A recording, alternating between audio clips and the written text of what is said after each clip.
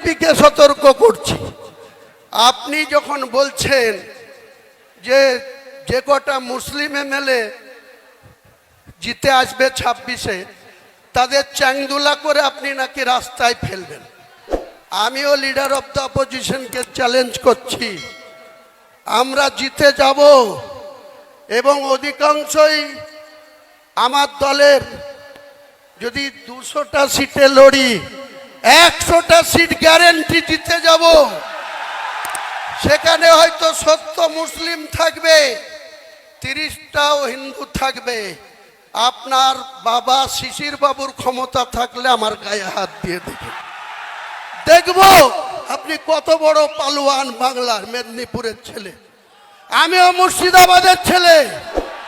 আমাকে এক আঙুল দেখালে আপনাকে 2 আঙুল দেখাবো।